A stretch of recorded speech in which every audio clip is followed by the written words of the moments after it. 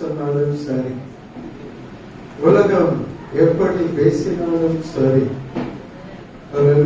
நீதிமான்கள் 7 தரம் விழுந்தாலும் ஆண்டவர் என்ன பண்ணுவாராம்? அவர்களை தூக்கி நிறுத்துகிற தேவன் அவர். விழுந்தவனை போட்டு மிதிக்கிற தேவன் ஆண்டவர் கிடையாது. அதற்கு மாறாக என்ன செய்வாராம்? அவனை மறுபடியும் தூக்கி நிலை நிறுத்துகிற தேவன். நம்ம நிலையை கொஞ்சம் நினைச்சு பாருங்க. இன்றைக்கு அவர் பவனி போகிறார். அடுத்தது வெள்ளிக்கிழமை ஆக போறாரு, சிலுவைக்கு போக போகிறார். உலகத்தினுடைய காரியங்கள் முடிந்தாலும் கூட அடுத்ததான காரியம் ஒன்றை ஆரம்பிக்கும்படி தேவன் பெரிய காரியங்களை செய்கிறவர். அல்லேலூயா. இந்த நாளிலும் கூட குருத்தோலை ஞாயிறு. குருத்தோலை குருத்தி என்று சொல்லும் போது அது என்னத்துக்கு ஆரம்பம் சொன்னா புதிய ஒரு ஆரம்பம். நல்ல யோசனை பண்ணி ஒரு செடி நடுறீங்க, பார்த்தா செத்து போன மாதிரி இருக்கும், காஞ்ச மாதிரி இருக்கும். காஞ்சி போயிடுச்சுன்னு சொல்லிட்டு பிடிக்கி போட மாட்டான். ஒரு மாத்திரம் என்ன செய்வோம்? கிள்ளி பார்ப்போம். நகத்தை வச்சு கிள்ளி பார்ப்போம். ஏன்னு சொன்னா பச்சையா இருந்தா என்ன இருக்கு? இன்னும் அதுக்குள்ளே ஜீவன் இருக்குது. அதுக்குள்ளே ஜீவன் இருந்தா அடுத்தது என்ன தெரிய போகுது? துளிர் விட போகிறது. துளிர் விடுகிறதான வேலையில அந்த மரம் நன்றாய் இருப்பது மட்டும் கிடையாது, அதற்கு அடையாளம் என்னன்னு சொன்னா துளிர் விடுகிறது. துளிர் விடுகிறது என்ன? ஒரு ஆரம்பம். முதல்ல துளிர் விடும், இலையாகும், அடுத்தது பூக்கள் பூக்கும், அடுத்தது காய், அடுத்தது கனி. இப்படியாக சூழ்நிலை ஒவ்வொன்றாக மாறுகிறதை நாம் பார்க்கிறோம். இதனாலும் கூட நாம் நம்புகிற தேவன் அவர் எப்படிப்பட்ட தேவன்? வேதம் சொல்லுகிறது. ஒரு ஊழியக்காரருக்காக நாம் ஜெபம் பண்ண போறோம். எத்தனை பேர் ஆயத்தமா இருக்கு? அநேக சபைகளில அவருக்காக என்ன பண்ண மாட்டாங்க? ஜெபிக்க தயங்குவாங்க. ஆனா நம்ம சபை அப்படி கிடையாது. தேவன் விழுந்தவர்களை அவர் எப்படிப்பட்டவர்? தூக்கி எடுத்து காயங்களை கட்டி தன்னுடைய வாகனத்தை விட்டு அவர் இறங்கி என்ன பண்ணுவாரு? அதன் மீது ஏற்றி பராமரிக்கிற தேவன். அப்படியாக வல்லமையாய் தேவனாலே பயன்படுத்தப்பட்டதான ஊழியர். அடிக்கடி நாம பாட்டு பாடுவோம். அவர் பாட்டு தெரியாதவங்களே இருக்க முடியாது. அப்படித்தானே? எத்தனை பேருக்கு அவர் பாட்டு தெரியும்? ஆசீர்வதிப்பாராக. அப்படியாக இன்றைக்கு அநேக விமர்சனங்கள் அவரை குறித்து கேவலமாக அவரை வித்தியாசமான வார்த்தைகளில் பேசும்போது ஒரு மனதுக்கு ரொம்ப கஷ்டமா இருந்தது. நேற்று கூட பார்த்தேன். ஆனா அவங்க எப்போ ஊரு ரெண்டுபட்டா என்ன ஆகுமா? கூத்தாடி பாடுவோம். இந்த இதுல பேசுறவங்க எல்லாமே கூத்தாடி மாதிரி என்ன பண்றாங்க? ஆளுக்கு ஒரு விமர்சனத்தை சொல்லிட்டு இருக்கிறாரு. ஆண்டவர் அன்னைக்கே சொல்லிட்டாரு, இப்படிதான் நடக்கும். சத்துரு யாரு? இந்த கூத்தாடிங்க தான் அப்படின்னு. ஆளாத இப்ப சொல்லிட்டு இருக்கிறதான ஜனங்கள் தான். அவரை சொல்லுகிறதான வேலையில என்ன நடக்குதுன்னே தெரியாது. ஆனால் கூட இப்படியாக விமர்சனம் பண்ணும் போது அந்த விமர்சனத்தை ஆண்டவர் என்ன பண்ணிட்டு இருக்காரு? பார்த்துக்கிட்டுதான் இருக்கிறார். எல்லா வார்த்தைகளையும் அவர் கேட்டுக்கிட்டுதான் இருக்கிறார், கேட்காம இல்லை. அதனால அவர் என்ன சூழ்நிலையில் இருக்கிறார் அது நமக்கு தெரியாது. ஒருவர் பாவம் செய்வானால் நாம செய்யக்கூடிய காரியம் என்ன ஒண்ணே தெரியாது. ஆனா அவருக்காக என்ன பண்றோம்? நம்மால தேவனை நோக்கி பார்த்து வேண்டுதல் செய்ய முடியும். ஆண்டவரே, இக்கட்டான சூழ்நிலையிலிருந்து அவரை தூக்கி எடுக்கணும். எவ்வளவு விமர்சனங்கள் பார்த்தீங்கன்னா ரொம்ப அசிங்கமா இருந்தோம். ஆனால் ஒரு கண்ணு தெரியாத குருடன் சொல்றான். என்னன்னு சொல்லி, பாவிகளுக்கு தேவன் செவி கொடுப்பதில்லை. ஒரு தேவனை மகிமைப்படுத்துகிறதான ஒரு மனுஷனுக்கு யார் செவி கொடுக்கிறாங்க? இப்படிப்பட்ட வல்லமையா எடுத்து யார் அதை பயன்படுத்த முடியும்னு சொன்னா, உலகம் கிடையாது, புராணங்கள் கிடையாது, இதிகாசங்கள் கிடையாது, மற்ற காரியங்கள் கிடையாது. வேதாகமம் தேவனுடைய வார்த்தை அவர் இவ்வளவு வண்ணமாக உயர்த்தினது. பிசாசு என்ன பண்ணா? வகை தேடி சுற்றி தெரிந்ததான அவர்களுக்கு சத்துருவா எழுப்ப பண்ணி இன்றைக்கு சூழ்நிலையே மாற்றி உட்கார வச்சிருக்கிறார். ஆனால் தேவனாலே கூடாத காரியம் என்ன இல்லை, ஒற்றுமை இல்லை. யாரால உபத்திரவங்கள் வருகிறதோ, யாரால இடரல்கள் வருகிறதோ, லூக்கா 17 சொல்லப்பட்டிருக்கிறது என்ன? இடரல்கள் வராமல் போவது கூடாத காரியம். எவன் நிமித்தம் வருகிறதோ அவனுக்கு ஐயோ. ஹல்லேலூயா.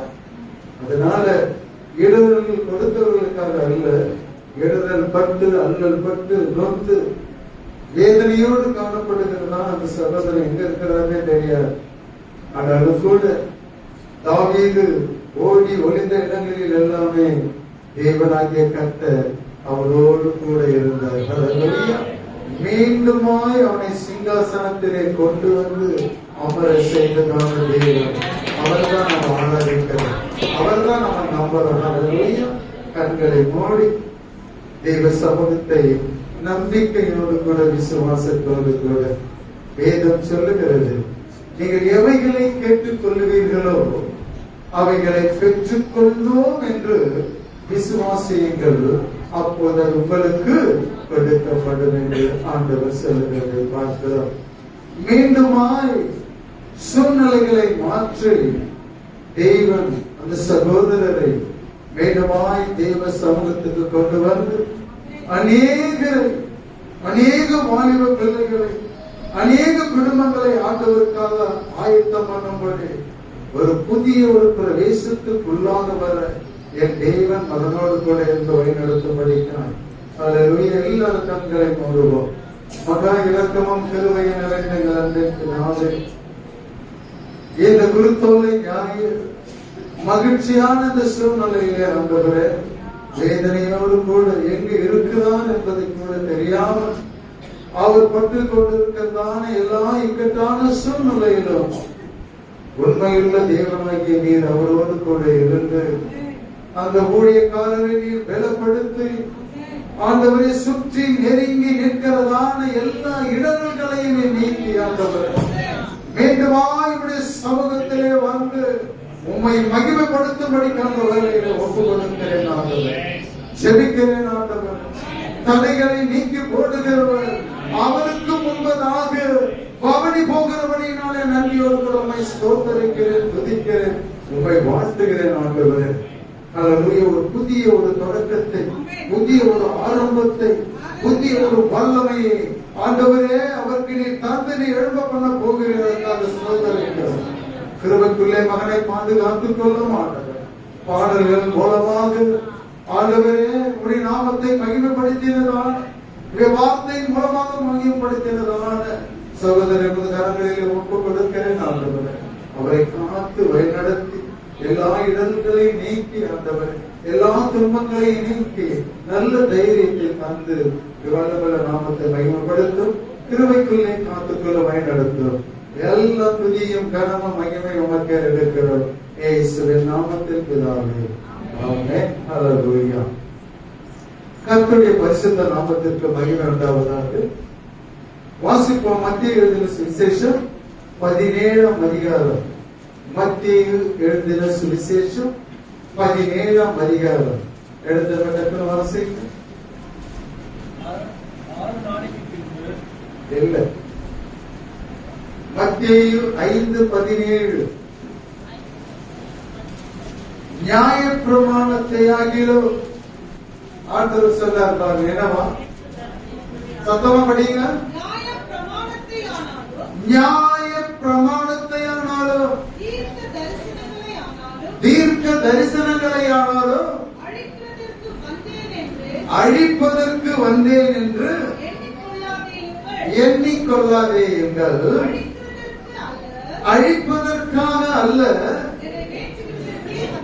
அதை நிறைவேற்றுவதற்காகவே வந்தேன் என்று ஆண்டவர் சொல்கிறார். கரங்களை வைத்து ஒரு அல்லேலூயா சொல்லுங்கள். அல்லேலூயா.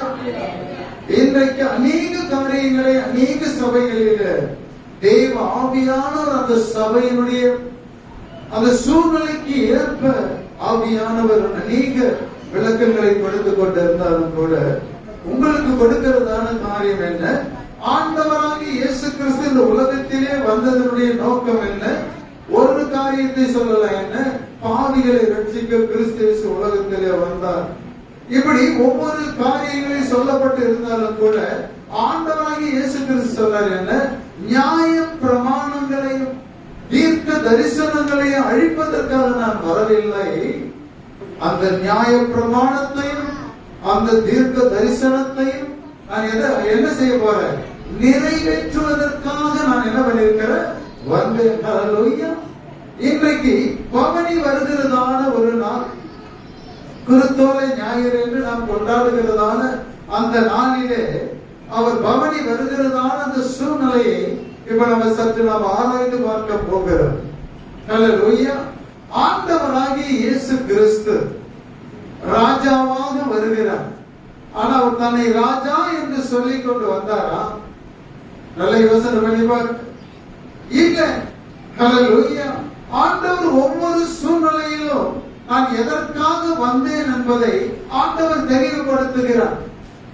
ஆனா நீ யூதருக்கு ராஜாவா அப்படின்னு சொல்லும் போது எழுதி இருக்கிறபடிதான் ஆண்டவர் மறுக்கவே இல்லை. ஆனா இன்றைய நாளிலே லூக்கா, அதாவது மத்தேயு எழுதின சுவிசேஷம் 21ஆம் அதிகாரத்திலே நாம் வாசிக்கும் போது அழகாக அங்க எழுதப்பட்டதான காரியம் என்ன? வாசிங்க பாருங்க. 1 வாசிக்கும் போது அங்கே அழகாக சொல்லப்பட்டதான ஒரு காரியம் என்ன? வேதம் சொல்லுகிறது, உங்களுக்கு 2ஆம் வசனம் பாருங்க. உங்களுக்கு எதிரே இருக்கிற கிராமத்துக்கு போங்கள். போன உடனே அங்கே ஒரு கழுதையையும் அதனோட ஒரு குட்டியையும் கட்டி இருக்க காண்பீர்கள். அவைகளை அவிழ்த்து என்னிடத்திலே கொண்டு வாருங்கள் என்று ஆண்டவர் தம்முடைய சீஷர்களில் 2 பேரை அழைத்து அனுப்புகிறதை பார்க்கிறோம். முதலிலே சொல்லப்பட்ட வண்ணமாய் 5:17 நியாய பிரமாணத்தை ஆகிலும் தீர்க்க தரிசனங்களை ஆகிலும் அதை அழிப்பதற்காக வரல, அதை நிறைவேற்றுவதற்காக தான் நான் வந்தேன்.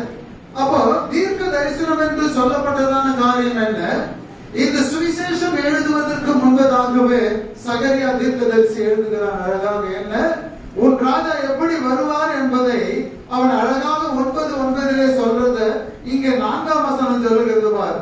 இதோ உன் ராஜா சாந்த குணம் உள்ளவராய் கழுதையின் மேலும் கழுதை குட்டியாகிய மரியின் மேலும் ஏறிக்கொண்டு உன்னிடத்தில் வருகிறார் என்று சீயோன் குமாரத்திக்கு சொல்லுங்கள் என்று அடுத்த வசனம் சொல்லுது.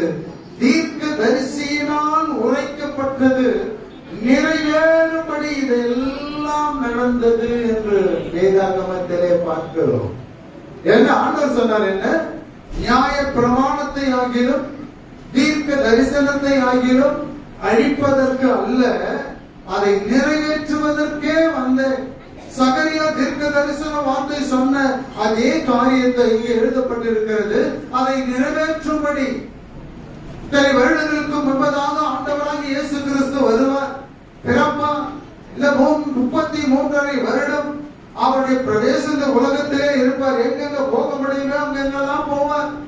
ஆனால் கடைசியாக அவர் எருசலேமிலே பிரவேசிக்க எப்படி போவார்? அதுக்கு முன்பதாக வந்து போனாதான் எருசலேமுக்கு. ஆனா கடைசியாக ஒரு பிரவேசம் என்ன என்று பார்க்கிறதான வேளையில எல்லா ஜனங்களும் ஆச்சரியப்படும் வண்ணமாக ஆச்சரியப்படுறாங்க. என்ன? 10ஆம் வசனம் பாருங்க. அவர் எருசலேமுக்குள் பிரவேசிக்கையில் நகரத்தார் யாவரும் ஆச்சரியப்பட்டு இவர் யார் என்று விசாரித்தார்களாம். அப்ப விசாரிக்கிறதுக்கு என்ன இருக்குது? ஏன் விசாரிக்கணும்? ஒரு பக்கம் கோஷம், நடுவுல கழுதையா கழுத குட்டி மேல ஆண்டவர் உட்கார்ந்துட்டு போறார். முன்னால நடக்கிறவங்க பின்னால நடக்கிற திரளான ஜனங்கள் என்ன பண்றாங்களா? 8ஆம் வசனத்துல பார்க்கிறோம், என்ன திரளான ஜனங்கள் தங்கள் வஸ்திரங்களை வழியிலே விரித்தார்கள். வேறு சிலர் என்ன பண்ணாங்க? மரக்கிளைகளை தரித்து வழியிலே பரப்பினார்கள். பெரிய பெரிய மரத்தெல்லாம் வெட்டி கிளையோட போட்டு கழுத குட்டி எப்படி போவோம்? அந்த கிளையிலே தரை இருக்குது பாருங்க. எந்த விதமான இடத்தில் இல்லாம நடந்து போறதுக்கு ஏற்ற மாதிரி அந்த தழைகளை கழிச்சு பச்சை பசேலன்னு என்ன பண்ணிட்டாங்க? கழுதைக்கு முன்னால இதை எல்லாத்தையும் போடுறாங்க. கழுத புல்லுதான் தீரும். நல்ல வேலை எவனும் புல்ல வெட்டி அந்த போட மரக்கிளை வெட்டி வெட்டி போட்டாங்க. அது மேல என்ன பண்ணுது? ஆண்டவரை சுமந்து கொண்டு அந்த கழுதை போகிறதான வேலையில முன்னடப்பாரும் பின்னடப்பாரும் ஆகிய திரளான ஜனங்கள் தாவீதின் குமாரனுக்கு ஓசன்னா, கர்த்தரின் நாமத்தினாலே வருகிறவர் ஸ்தோத்தரிக்கப்பட்டவர், உன்னதத்திலே ஓசனா என்று சொல்லி ஆர்ப்பரிக்கிறதான வேளையிலே மற்ற ஜனங்கள் அதை கவனிக்கும் போது அவங்களுக்கு ஆச்சரியம். அந்த ஆச்சரியம் என்ன? ஹல்லேலூயா! ஒரு ராஜா வராருன்னா அப்படியா இருக்கும்? நல்ல யோசனை பண்ணி பாருங்க. அப்படி கிடையாது. ஒரு ராஜா வராங்கன்னு சொன்னா அப்படியெல்லாம் கிடையாது. 1 ராஜாக்களின் புத்தகம் 1ஆம் அதிகாரத்தில் வாசிக்கும் போது வேதம் தெளிவாக சொல்லுகிறது. என்ன? 34ஆம் வசனம் பாருங்க. அங்கே ஆசாரியனாகிய சாதோக்கும் தீர்க்கதரிசியாக நாத்தானும் அவனை இஸ்ரவேலின் மேல் ராஜாவாக அபிஷேகம் பண்ண கடவர்கள். பின்பு எக்காலம் ஊதி என்ன செய்யணுமா? ராஜாவாகிய சாலமோன் வாழ்க என்று நீங்கள் வாழ்த்த வேண்டும். இது யார் சொல்றது? தாவீது சொல்றான். தாவீது ராஜா என்ன சொல்றான்? தன்னுடைய ஆட்களிடத்திலே சொல்றான். என்ன? அதுக்கு முத்தின வசனம் பாருங்க. அவர்கள் ராஜாவுக்கு முன்பதாக பிரவேசித்த போது ராஜா அவர்களை நோக்கி, நீங்கள் உங்கள் ஆண்டவருடைய சேவகரை கூட்டிக் கொண்டு, ராஜா சொல்ற, ராஜாவுக்கு யார் சேவகர்? அவன் தான் ஆண்டவன். எனக்கு யார் சேவகர்களோ அவங்களை கூட்டிக்கிட்டு நீங்க என்ன பண்ணுங்க? நேரா போங்க. நீங்கள் உங்கள் ஆண்டவருடைய சேவகரை கூட்டிக் கொண்டு என் குமாரனாகிய சாலமோனை என் கோவேறு கழுதையின் மேல் ஏற்றி அவனை கீகோனுக்கு அழைத்துக் கொண்டு போங்கள். ஹல்லேலூயா! தாவீது ராஜா வயது சென்றதான வேளையில தன்னுடைய இடத்திலே தன்னுடைய மகனை கொண்டு வருகிறதான வேளையில அவனை எப்படியாக கொண்டு வருகிறான் பாருங்க. தன்னுடைய கோவேறு கழுதையின் மேலே ஏற்றி அவன் என்ன பண்ணணும்? தீர்க்கதரிசியும் ஆசாரியர்களாகி இவர்கள் அவனை ராஜாவாக அபிஷேகம் பண்ணி அவங்க என்ன பண்ணணுமா? 35ஆம் வசனம். அதன் பின்பு அபிஷேகம் பண்ணின பின்பு என்னவா? அவன் நகர்வலம் வந்து என் சிங்காசனத்திலே வீற்றிருக்கும்படி அவனை கூட்டிக் கொண்டு வாருங்கள். ஹல்லேலூயா! சிங்காசனத்தில் உட்கார வச்சுட்டு நாமளாதான் அப்படிதான் செய்வோம். பாத்தீங்களா? இங்கெல்லாம் பாத்தீங்கன்னா நடக்கிறதான காரியங்கள் என்ன? ஒரு ஜனாதிபதி தேர்வு செய்த பிறகு என்ன பண்ணுவாங்க? தேர்ந்தெடுத்துட்டு கையெழுத்து போட்டு எல்லாம் முடிஞ்சு அந்த இடத்துல உட்கார்ந்து அந்த ஆசனத்தில் உட்கார்ந்துட்டு வந்துட்ட பிறகு அதுக்கு பிறகுதான் என்ன பண்ணுவாங்க? முப்படையினுடைய அணிவகுப்பு நடக்கும். அது எல்லாத்தையும் போய் பார்ப்பாங்க. ஆனா இங்க பார்க்கிற எல்லாமே வித்தியாசம். இங்க சொல்றான் என்ன? என் மகனாகிய என் குமாரனாகிய சாலமோனை அழைத்துக் கொண்டு வந்து அவன் என்ன பண்ணணும்? என் குதிரை ஆகிய எனக்கு உண்டானதான அந்த கோவேறு கழுதையின் மேலே ஏற்றி நகர்வலம் வந்து ஊர்வலம் வந்து அவன் என்னுடைய சிங்காசனத்திலே அமரும்படி செய்யுங்கள் என்று அவன் சொல்லுகிறதை பார்க்கிறோம். அப்படியாகவே அவனை என்ன பண்றாங்க? கொண்டு வருகிறார்கள். ஆனா ஆண்டவராகி இயேசு கிறிஸ்து அப்படி கிடையாது. கோவேறு கழுதை என்று சொல்லுகிறதான காரியம் ஒரு வித்தியாசமான ஒன்று. கோவேறு கழுதையும் சாதாரண கழுதையும் ஒன்று சேர்ந்து பார்க்கவே முடியாது. இந்த கோவேறு கழுதை எங்க இருந்தது? என்னடா இப்படி கழுத கழுத பேசுறான்னு நினைக்க கூடாது. ஹல்லேலூயா! இதே நாளிலே எல்லா சபையிலும் முக்கியத்துவம் கொடுக்கிறது கழுதான். ஹல்லேலூயா! அதற்கு ஒரு காரணமும் உண்டு. இல்லைன்னு சொல்ல முடியாது. முடியாது. ஆண்டவர் முன்னாலே சொல்லிட்டேன், நியாய பிரமாணத்தை ஆகிலும் தீர்க்க தரிசனங்களை ஆகிலும் நான் நிறைவேற்றுவதற்கு தான் நான் வந்தனே தவிர அதை அழிப்பதற்கு வரல என்று முன்னாலே சொல்லியாச்சு. ஆனா இப்ப பாக்குறோம் என்ன, யாத்திராகம புத்தகத்திலே வாசிக்கிறதான வேலையில இங்க அழகாக எழுதப்பட்டதான காரியம் அது இரண்டாவது பார்ப்போம். முதல்ல ஆதியாகமத்துல பார்ப்போம். ஆதியாகமம் 36ஆம் அதிகாரத்திலே வேதம் சொல்லுகிறது 24ஆம் வசனம். ஏன்னா சில காரியத்தை புரிஞ்சு கொள்ளணும். எல்லா கழுதையும் ஒன்னாயிட முடியாது. ஹல்லேலூயா. எல்லாமே கழுதென்று முடிவு பண்ணிட முடியாது. இங்க பார்க்கிறோம், சிமியோனின் குமாரர் ஐயா அனாகு என்பவர்கள் வனாந்தரத்திலே தன் தகப்பனாகிய சிமியோனின் கழுதைகளை மேய்க்கையில், நல்லா கவனிக்கிறோம், வனாந்தரத்திலே அவர்கள் கழுதைகளை மேய்க்கையில் கோவேறு கழுதைகளை கண்டுபிடித்த ஆனாகு இவன்தான். அப்ப இந்த கோவேறு கழுதை எங்க இருந்தது என்று பார்த்தா, எங்க இருந்ததா முதல்ல எங்க கண்டுபிடிக்கிறான்னு சொன்னா வனாந்தரத்தில். ஹல்லேலூயா. அப்ப வனாந்தரத்திலே கோவேறு கழுதையை பார்க்கிறான். ஆனா எரேமியா தீர்க்க தரிசன புத்தகத்திலே எரேமியா அப்படியாக சொல்ல நீங்க வாசிக்க வேண்டாம், வனாந்தரத்திலே பழகினதான காட்டு கழுதை சொல்லப்பட்டிருக்கிறது. அது என்ன பண்ணுமா, தன்னுடைய இச்சைகளினாலே ஹல்லேலூயா காற்றை உட்கொண்டு அடக்க முடியாதபடி அடங்காது ஓடுகிறதான மாம்சமான அது குதிரை என்று வேதாகமத்திலே எரேமியா தீர்க்கதரிசி சொல்லுகிறான். ஏன் இதை நான் ஒரு இடத்துல சொல்றேன்னு சொன்னா, கோவேறு கழுதைக்கும் சாதாரண கழுதைக்கும் வித்தியாசம் உண்டு. ஆதியாகமம் 12ஆம் அதிகாரத்துல 16ஆம் வசனத்துல இந்த யாரு ஹல்லேலூயா ஆபிரகாமின் மனைவியாகிய சாராளின் நிமித்தம், அவர் அழகின் நிமித்தம் பார்வோன் என்ன பண்ணான், ஆபிரகாமுக்கு குதிரை ஒட்டகம் கழுதெல்லாம் கொடுத்துட்டு கழுதைக்கு பிறகு ஒன்னொன்னு சொல்லுவாங்க, கோழிக்கை கழுதைன்னு சொல்லுவான். அந்த கழுதை ஒண்ணு, இன்னொரு வகை கோழிக்கை கழுதை. ஆனா இங்க ஒரு வகை என்ன, இது கோவேறு கழுதை. கோழிக்கை கழுதைன்னு சொன்னா அது பெண் கழுதை. இப்ப இந்த கோவேறு கழுதை என்ன, முற்றிலும் கழுதை விட வித்தியாசமா உயரமா இருக்கும். பார்க்கறதுக்கு குதிரை மாதிரி இருக்கும், கழுதை மாதிரியே இருக்கும். ஏன் சொன்னா வனாந்தரத்துல தான் இந்த கழுதையை பார்க்கிறான். அப்போ அந்த கோவேறு கழுதை எப்படி பிறந்தது என்று அதனுடைய வரலாறு என்னன்னு பார்த்தா, ஆண் கழுதைக்கும் பெண் குதிரைக்கும் பிறந்ததான ஒரு கழுதை, அதுதான் கோவேறு கழுதை. ஹல்லேலூயா. கழுதையை போல இருக்கும், ஆனா குதிரையை போல உயரமா இருக்கும். ஹல்லேலூயா. அது மேலதான் ஏற்றி என்ன பண்ணாம என்னுடைய சிங்காசனத்தில் உட்கார வைங்கன்னு சொன்னா. அப்போ வேதத்திலே பார்க்கிற, ஏன் ஆண்டவராகிய இயேசு கிறிஸ்து சாலமோன் ஏறி வந்ததான அப்படிப்பட்ட ஒரு குதிரையின் மேல வராம, அல்லது யானையின் மீது வராம, அல்லது தேர்ல பவனி வருகிற மாதிரி வராம, சாதாரண ஒரு கழுதை. ஹல்லேலூயா. சவுல் தேடி போன கழுதை போல அது ஒரு கழுதை, சாதாரண கழுதை. ஆனா அந்த கழுதையினுடைய நிலை எப்படிப்பட்டதா இருக்குது அப்படின்னு பார்க்கிறதான வேளையில இந்த 4 சுவிசேஷத்திலும் அழகாக ஒரு சுவிசேஷகன் எழுதுகிறான். அது என்னன்னு சொன்னா 11ஆம் அதிகாரம், மார்க் 11ஆம் அதிகாரத்தை எழுதுங்க. ஹல்லேலூயா. மார்க் 11ஆம் அதிகாரம்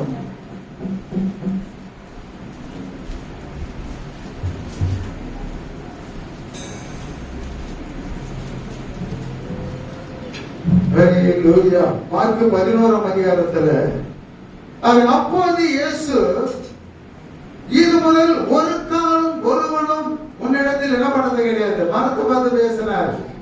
ஆனா ஆண்டவர் என்ன பண்ணார், சீசரிடத்திலே சொல்லும் போது இந்த கழுதை எப்படிப்பட்டதா இருக்கணும்னு சொன்னா, ஒருவனும் ஒரு காலமும் அது மேல என்ன பண்ணக்கூடாது, ஏறவே கூடாத ஒரு கழுதை என்ன பண்ணணும், நீ பிடித்து கொண்டு வரணும்னு சொல்லிட்டு அவனிடத்தையே ஆண்டவர் சொல்லி அனுப்புகிறதை பார்க்கிறோம்.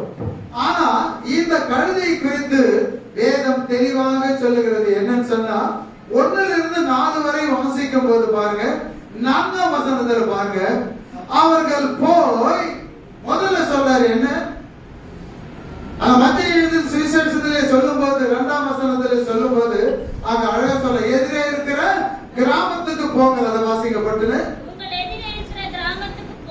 உங்களுக்கு எதிரே இருக்கிற கிராமத்துக்கு போங்கள். அங்கே பிரவேசித்த உடனே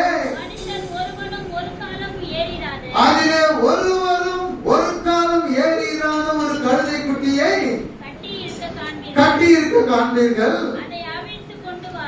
அதை அவிழ்த்து கொண்டு வாருங்கள். போதும். ஒருவனும் ஒரு காலம் ஏறாததான கழுதை குட்டி. ஆனா இங்க பார்க்கிறோம், என்ன கூட என்ன இருக்குது, கழுது இருக்குது. இந்த கழுது மேல எவனா வந்து என்ன பண்ணிருப்பான், ஏறி வந்திருப்பான். மூட்டை ஏறி இருக்கும், சுமை சுமந்து கொண்டு வந்திருக்கும். கழுதை குறித்து பார்க்கிறதான அதே சூழ்நிலையில அதனுடைய குணாதிசயம் என்று சொல்லும் போது குதிரைக்குரியதான குணாதிசயம் அது கிடையாது. அதனாலதான் என்ன, ஆண்டவர் என்ன பண்ணல, கோவேறு கழுதைய ஆண்டவர் தெரிந்து கொள்ளவில்லை. கழுதையை ஆண்டவர் தெரிந்து கொண்டார். எப்படிப்பட்ட அது கழுதை என்ன, கிராமத்துக்கு உள்ளே போகிறதான வேலையில வழியில நீ என்ன பண்ணுவீங்க, நுழைகிறதான வேலையில அங்க கட்டி இருக்கிறத பாப்பீங்க. ஆண்டவர் பாருங்க, ஒரு அந்த குட்டியை மட்டும் கொண்டு வான்னு சொல்லல, ரெண்டையுமே அவிழ்த்து கொண்டு வாருன்னு சொல்லிட்டு மத்திய சுவிசேஷத்தில் மட்டும்தான் அது இங்க எழுதி இருக்குது.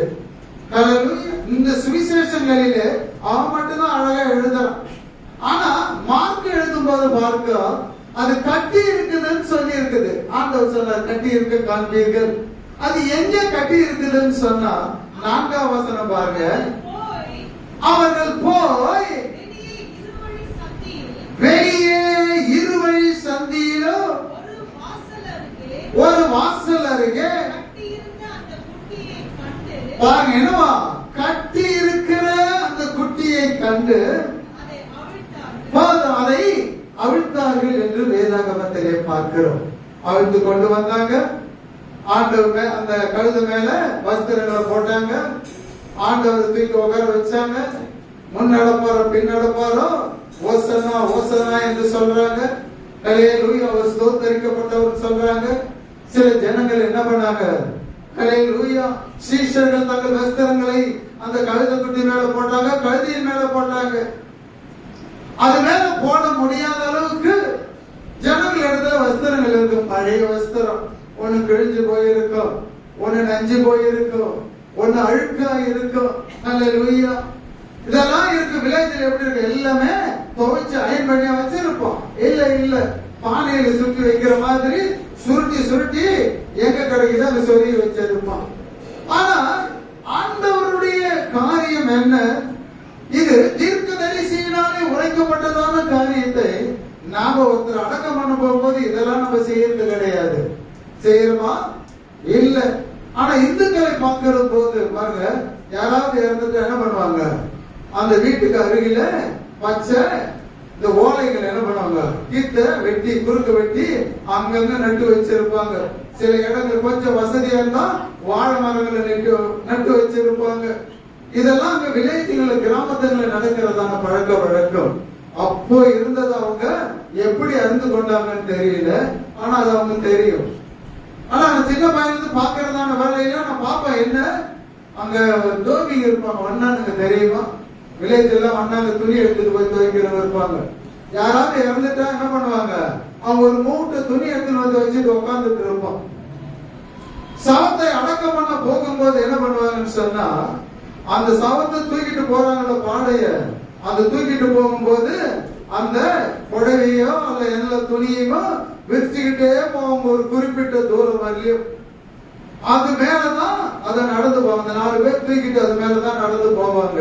அரிசி எல்லாம் வாரி போடுவாங்க. வேற என்ன செய்வாங்க, காசு எடுத்து எத்தனை பேருக்கு தெரியும், சில்லறை நிறைய வாங்கி வச்சிருப்பாங்க. வாரி வாரி இறைப்பாங்க. ஏன் இதெல்லாம் ஞாபகம் நல்லா இருக்குதுன்னு சொன்னா, அந்த சந்தையில ஓடி அந்த காசு பொறுக்கிறவன் தான் நான். போடுறதுல அப்பெல்லாம் என்ன 2 பைசா 1 பைசா தான் போடுவோம். ஆனா 2 பைசாவுக்கு ஐஸ் எல்லாம் கிடைக்கும். நாங்க ஒரு குரூப் இருக்கு, ஓடி என்ன பண்ணுவோம், பூந்து உள்ள பூந்துவோம். அந்த தூக்கிட்டு போறான், அது உள்ளதான் பூந்து கூட போய் என்ன பண்ணும், காசை போய் இருக்கிறோம். அவ தூக்கிறதுக்கு முன்னாடி அங்க இருக்கும்போது பாப்பேன், அந்த குணத்து மேல என்ன வச்சிருப்பாங்க, ₹1 நாணயம் பெருசா வச்சிருப்போம். உண்மை சொல்றேன், அது உழுந்தா நல்லா இருக்குமே சொல்லிட்டு ஆடாதா கீழே விடாதா, அது நல்லா ஒட்டின்னு இருக்கும். அங்க போய் இறங்குற வரைக்கும் அது விழாது. நாங்க பொறுக்கிறத எல்லாமே பொறுக்கி கொண்டு வந்து எண்ணும் போது பாத்தீங்கன்னா 30 பைசா 50 பைசா இப்படிதான். நாங்க எல்லாம் குரூப்பா யாருக்கு அதிகமா இருக்குன்னு பார்ப்போம். ஏன் இதை சொல்றேன்னு சொன்னா, ஆண்டவராகி இயேசு கிறிஸ்து பவனியாளர் மட்டும்தான் நம்ம தெரிஞ்சு கொண்டு இருக்கிறோம். ஆனால் இது எதற்கு முன் அடையாளம் என்று பார்க்கிறதான வேலையில ஆண்டவர் சொல்லிட்டார், என்ன என் தலையின் மேல என்ன பண்ணிட்டாவா, ஹல்லேலூயா, நலனம் என்னும் தைலத்தை ஊத்தி என்னை அபிஷேகம் பண்ணியது என்ன, என்னை அடக்கம் பண்ணுவதற்கு எத்தனமான ஒரு காரியம். என் தகப்பனார் மரித்ததான வேலையில மனைவிக்கு தெரியும். ஹல்லேலூயா. அவர் நானும் சாம் இன்னொருத்தர் சேகர் 3 பேர்த்த தூக்கிட்டு போய் குளிப்பாட்டு. அவன் போகும்போது உள்ள பாத்ரூம்ல உட்கார வைக்கும் போது நான் எண்ணெயை கொண்டு வந்தேன். ஹல்லேலூயா.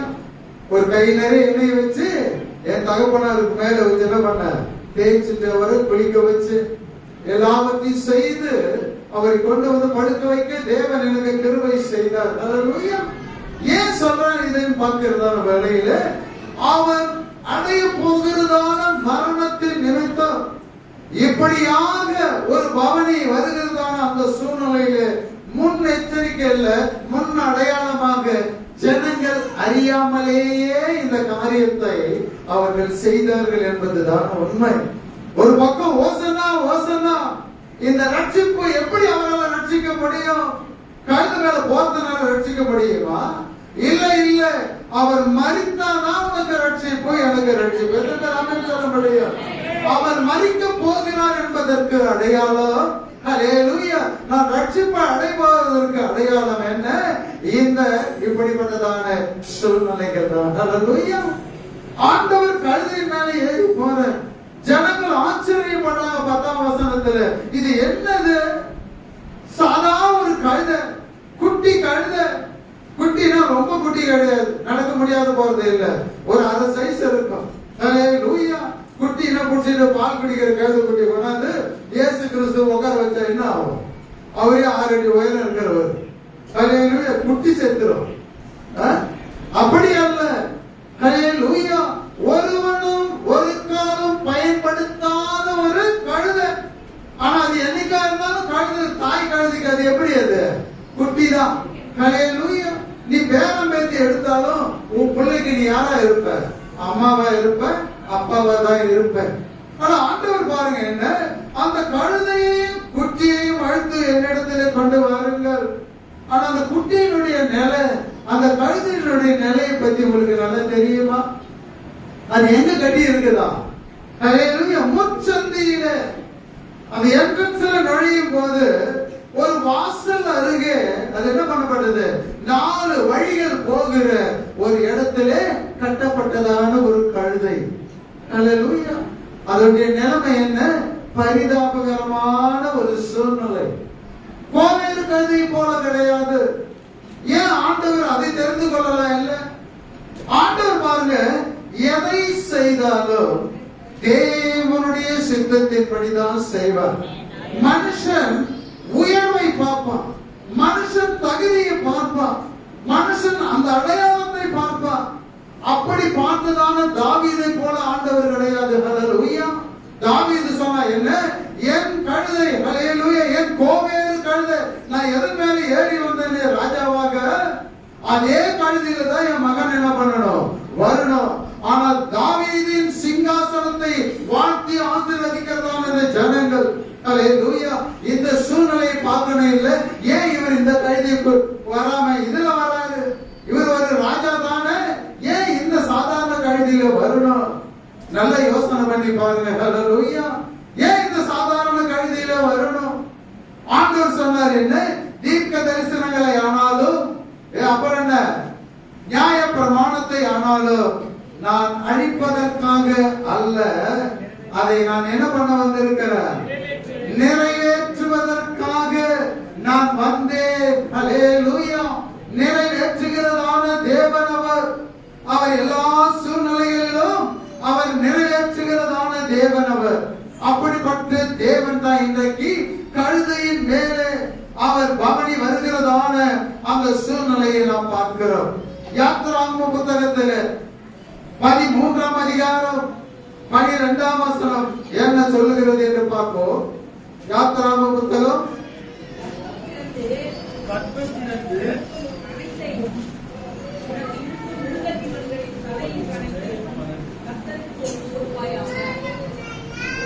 ஹல்லேலூயா. நல்லபடியா கற்பம் திறந்து பிறக்கும் எல்லாவற்றையும் உனக்கு இருக்கும் மிருக ஜீவன்களிலும்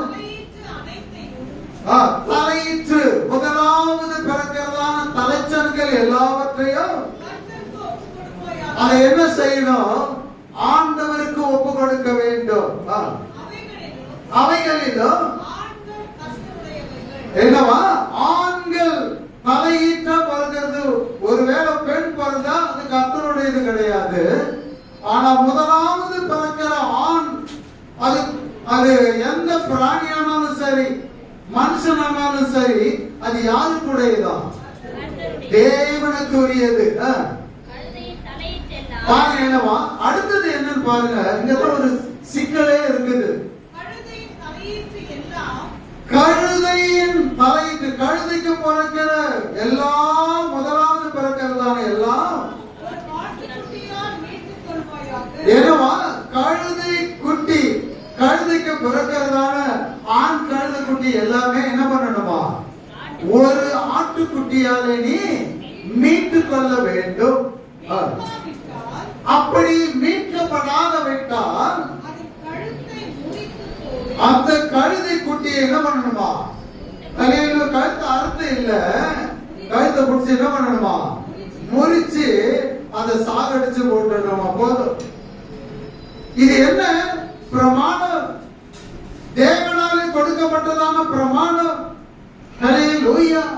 ஆண்டவர் சொன்னார் என்ன, அநேக பிரமாணங்கள் தேவனாலே கொடுக்கப்பட்டிருந்தாலும் கூட கடைசியாக அவர் சிலுவைக்கு போவதற்கு முன்பதாக இதையும் ஆண்டவர் என்ன பண்றார், நினைவு கூறுகிறதை, வேதாகமம் வெளிப்படுத்துகிறதை பார்க்கிறோம். ஒன்றையும் அவர் என்ன பண்ணல, ஹல்லேலூயா, நிறைவேற்றாமல் போகவே இல்லை. எல்லா விலங்குகளுக்கும் என்ன இப்படிப்பட்ட ஒரு சூழ்நிலை கிடையாது. எத்தனை விலங்குகள் ஆண் பிறந்தாலும் அல்லது பெண் பிறந்தாலும், எப்படி அது பறவையா இருந்தாலும் மிருகமா இருந்தாலும் அதுங்களுக்கு இப்படிப்பட்டதான ஒரு பிரமாணம் கிடையாது.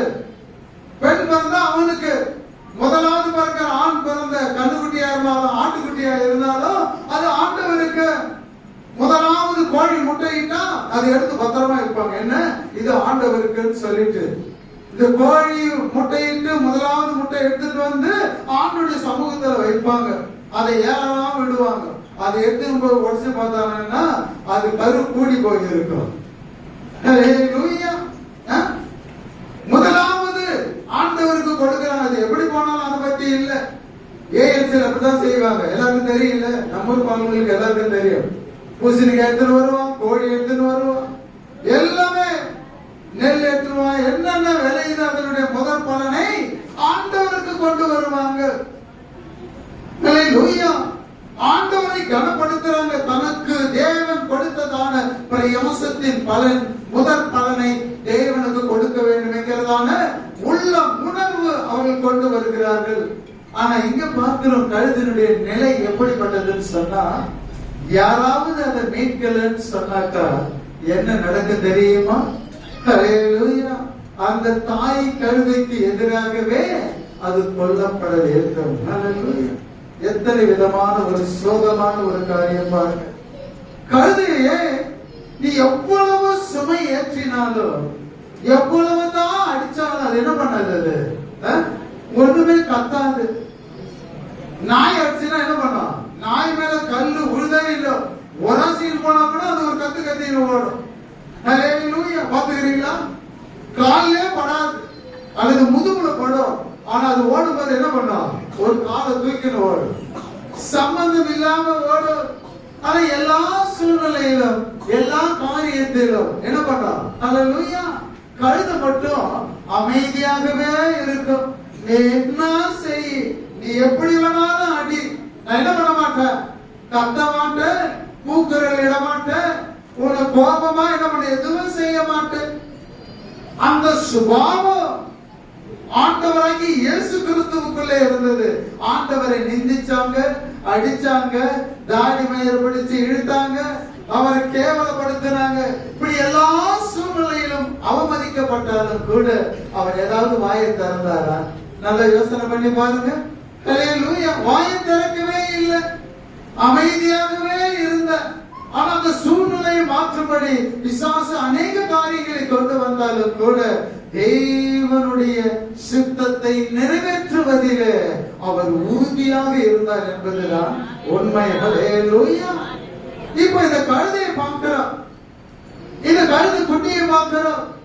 ஆனா நல்ல யோசனை பண்ணி பாருங்க. அந்த கழுதைக்கு அந்த யோசனை எப்படி இருக்கும்?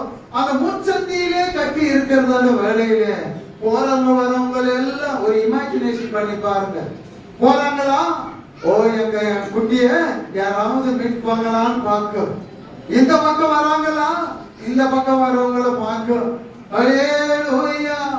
இரவும் பகலும் அதுக்கு தூக்கமே கிடையாது. ஹல்லேலூயா. ஏன்? பிரமாணம் இருக்குது. பிரமாணத்துக்கு ஒரு விமோசனை இன்னும் வரவே இல்லை. அதனால அது என்ன பண்ணுது? போறவங்க வரவங்கலாம் பார்த்துட்டு இருக்குது. ஐயோ இவங்களுக்கு இரக்கம் இருக்குமா? இந்த சூழ்நிலையில நாங்க 2 பேரும் என்ன பண்ணிட்டு இருக்கிறோம்? மழையானாலும் வெயிலானாலும் எல்லா சூழ்நிலையிலும் பனி குளிர் எல்லாவற்றிலும் நாங்க இருக்கிற இடம் எங்க இருக்குது? வழி அருகே 3 முச்சந்தி நடுவில். ஏன் அங்க ஓரத்துல கட்டி வச்சிருக்குதுன்னு சொன்னா, இந்த கழுதைக்காக இணங்கி யாராயிலும் ஒருவர் இரக்கம் உள்ளவர்கள் அந்த வழியாக வருவார்களா என்பதுதான் அதற்கு அடையாளம். ஹல்லேலூயா. குட்டிக்கு தெரியாது, அதனுடைய நிலை என்னன்னு தெரியாது. ஹல்லேலூயா. நம்மளை மீட்கலன்னா நம்மளுடைய உயிர் போகுமான்றது அதுக்கு தெரியாது. ஆனா கழுதைக்கு தெரியும். என்ன? என் குட்டியை இத்தனை மாசம் சுமந்து பத்திரமா ஹல்லேலூயா பாதுகாத்து வந்ததான என் குட்டிக்கு ஒரு விமோசனம் வராதா? யாராவது இறங்க மாட்டாங்களா? ஹல்லேலூயா. இரக்கம் உள்ளவர்கள் இந்த வழியா வரமாட்டாங்களா? என்னுடைய குட்டிக்கு ஜீவனை கொடுக்க யாராவது வரமாட்டாங்களான்னு சொல்லிட்டு ஒவ்வொரு நாளும் அந்த முச்சந்தியிலே கட்டப்பட்டதான அந்த கழுதை கண்ணீரோடு கூட இருந்திருக்கும். ஹல்லேலூயா. நாம ஏன் கொண்டு அப்படி வச்சுட்டு இதுதான் உனக்கு பிரமாணம் சொல்லிட்டு ஒரு ஆண் பிள்ளைய ஒரு தாய் அங்க வச்சுட்டு இருந்தா அந்த தாய் எப்படி இருப்பாங்க? கத்திக்கிட்டே இருப்பாங்க. ஐயோ எங்களுக்கு உதவி செய்யுங்க, என் பிள்ளைக்கு உதவி செய்யுங்க, எனக்கு உதவி செய்யுங்க. ஹல்லேலூயா. ஆனா அந்த கழுதையால கத்தவும் முடியாது, சொல்லவும் முடியாது. ஹல்லேலூயா. ஒருவேளை பிலேயாமின் கழுதை மாதிரி இருந்து ஆண்டவர் வாயை திறந்து இருந்தா அது சொல்லி இருக்கிற பிரமாணம் இப்படி சொல்லுது, என் குட்டியை இழக்க நான் விரும்பல, தயவு செய்து யாராவது ஒரு ஆட்டுக்குட்டியை பிடிச்சிட்டு வந்து இதனுடைய ஜீவனை காக்கும்படி யாராயிரம் இறங்கி இப்படி செய்யுங்கன்னு சொல்லிட்டு அந்த கழுதை பேசி இருக்க. ஹல்லேலூயா. இந்த கழுதை பேசல. இந்த கழுதை எல்லாவற்றிலும் தன் இருதயத்திலே சுமந்து ஒவ்வொரு நாளும் வேதனையோடு கூட அது பசி எடுக்குமா? நாளை சாப்பிட போற ஆகாரத்தை பத்தி யோசிக்குமா? ஒண்ணுமே கிடையாது. அதனுடைய யோசனைகள் சிந்தனைகள் எல்லாமே தன்னுடைய குட்டியின் மேலதான் இருக்குது. ஹல்லேலூயா. இது எப்படி எத்தனை காலத்துக்கு தான் நான் இப்படியே நானு யோசனை பண்ணி வேதனை பண்ணிட்டு இருக்க முடியும்? யாராவது இறங்க மாட்டாங்களா? ஹல்லேலூயா. ஆண்டவர் படைத்ததான எல்லா மிருகங்களுக்கும் இல்லாததான ஒரு பாடு என்னன்னு சொன்னா இந்த கழுதைக்கு தான் வந்து இருக்குது. அதுக்குதான் பிரமாணத்தை எழுதி வச்சிருக்கிறார் ஆண்டவர். எல்லா தலையீட்டுகளும் ஆண்டவருடையது. ஒரு ஆட்டுக்காக ஒரு ஆட்டு கொடுக்க முடியும் ஒருத்தரால, இந்த கழுதைக்காக எவன் ஒரு ஆட்டுக்குட்டியை கொடுக்க முடியும்? நல்லா யோசனை பண்ணி பாருங்க. ஹல்லேலூயா. மனுஷனாலே புறக்கணிக்கப்பட்டதான ஒதுக்கப்பட்டதான இடத்திலே கட்டப்பட்டதான கழுதை இது. ஹல்லேலூயா. ஒருவேளை சூழ்நிலைகள் மாறும், நாம கூட ஜனங்களால ஒதுக்கப்பட்டு கைவிடப்பட்ட நிலையிலே இருந்ததான நம்மை ஆண்டவர் மீட்கும்படிக்கு தான் அவர் என்ன பண்ணார்? ஹல்லேலூயா. பிரமாணத்தை மட்டும் இல்ல, அதாவது தீர்க்க தரிசனமாக வந்ததான அந்த காரியத்தை உங்களுக்காக எனக்காக தான் அதை நிறைவேற்றினார். ஏன்? அந்த தீர்க்க தரிசனம் நிறைவேறுவதற்கு முன்பதாக எல்லா பிரமாணத்தை ஆண்டவர் என்ன பண்ணணும்? அதை ஒன்றுமில்லாமல் ஆக்க வேண்டும். சிலுவையின் மூலமாக அந்த பிரமாணத்தை ஒன்றுமில்லாமல் ஆக்க வேண்டும். இனி எந்த கழுதை தெருவிலே கட்டக்கூடாது. இனி எந்த கழுதை வேதனையோடு கூட காணப்படக்கூடாது. எந்த கழுதை குட்டியும் ஹல்லேலூயா வளர்ச்சி அடையாமல் இந்த பூமியிலே பாதியிலே ஜீவன் போகும்படி, அதுக்கெல்லாம் ஜீவன் கிடையாது, அது உயிர் போகும்படி அப்படிப்பட்ட சூழ்நிலை இனி நடக்க கூடாது. அதற்கு ஒரே ஒரு விமர்சனம் எது? ஆண்டவராகிய இயேசு கிறிஸ்து. எத்தனை பேர் ஆமென் சொல்ல முடியும்? மனுஷனுடைய கண்ணீரை துடைக்கப்பட்ட ஆண்டவர் வரல, இந்த கழுதை இனத்தையே ஆண்டவர் அந்த பிரமாணத்தில் இருந்து மீட்கும்படியாக ஆண்டவர் வந்தார். ஹல்லேலூயா. எத்தனை பேர் ஆமென் சொல்ல முடியும்? ஹல்லேலூயா. முச்சந்தியிலே கட்டப்பட்டதான கழுதை தன்னுடைய இறைக்காக அது கவலைப்பட்டிருக்குமா? கிடையவே கிடையாது. ஹல்லேலூயா.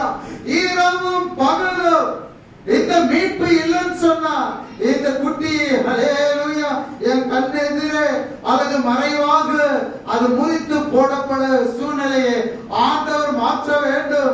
யாராகிலும் இறங்குவார்களா என்று போகிறவர்கள் வருகிறவர்களை அது பார்த்து கொண்டிருந்திருக்கும். அதுதான் உண்மை. எப்படி அலங்கார வாசல் அண்டையில் பிச்சை கேட்டுக் கொண்டு இருந்தவன் கண்ணை மூடிக்கிட்டு இல்ல, போறவங்களை தான் பார்த்துட்டு யாராவது ஏதாவது போடுவாங்களா? போறவங்களை பார்த்திருப்போம், அவங்க முகத்தை பார்ப்போம், இறக்குறாங்களா அல்லது கொடுக்கிறாங்களான்னு சொல்லி. அப்படியாகவே இந்த முச்சந்தியிலே கட்டப்பட்டதான இந்த கழுதையும் அந்த கழுதை குட்டி ஹல்லேலூயா ஹல்லேலூயா ஆண்டவர் தான் பிறப்பிக்க பண்ணவர், உருவாக்குகிறவர். ஏன் வந்து முறித்து போடுகிறதான ஒரு காரியத்தை வைக்கணும்? ஹல்லேலூயா. பாருங்க, என்ன ஆண்டவராகிய இயேசு கிறிஸ்து பிறந்த போது தலைப்புல எல்லாம் அந்த 2 வயதுக்கு மேற்பட்டது எல்லாத்தையும் கொண்டு போடணும். அதே நிலை பார்க்கிறோம். என்ன எகிப்திலும் என்ன தலைச்சன்கள் எல்லாமே 2 வயசு இல்ல, கிழவனா இருந்தா கூட அவன் காலி. ஹல்லேலூயா.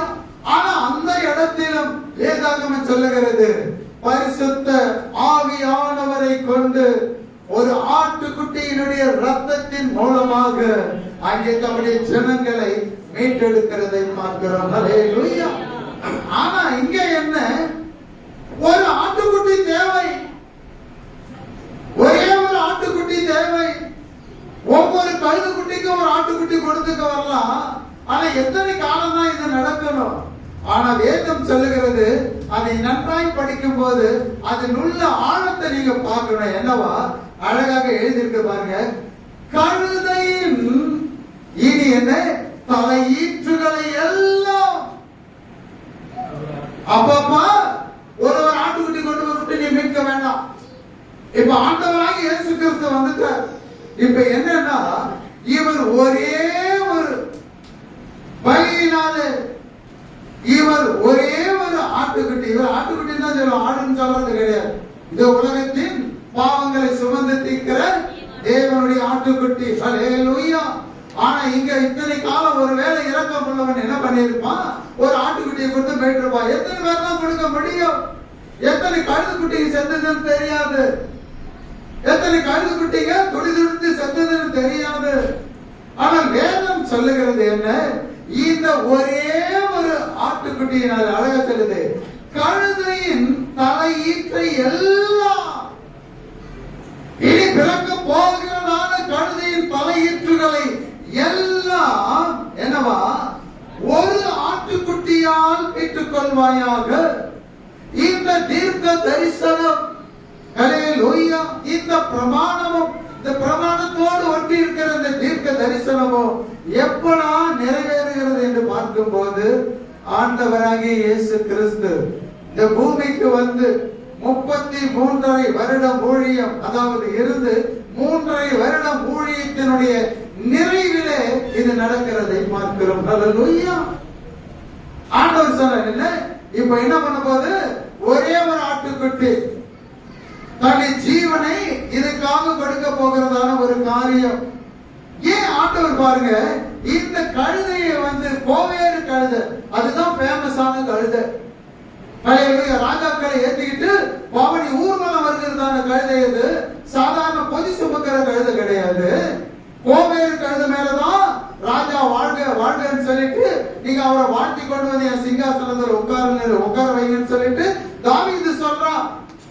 ஏன் தாவீதின் வழியில வந்ததான ஆண்டவர் கோவேறு கழுதை ஏன் சேர்த்துக் கொள்ளல? நல்லா யோசனை பண்ணி பாருங்க. ஹல்லேலூயா. ஏன் ஆண்டவர் கோவேறு கழுதை தெரிந்து கொள்ளவில்லை? கோவேறு கழுதை தெருவில் கட்டப்பட்டதான கழுதை கிடையாது. ஆனா அந்த கோவேறு கழுதை எங்க இருக்கோ, அரண்மனையில் இருக்கோ, ராஜாக்களுக்குரியதான காரியத்தில் அந்த இடத்துல தான் இருக்கும். ஹல்லேலூயா.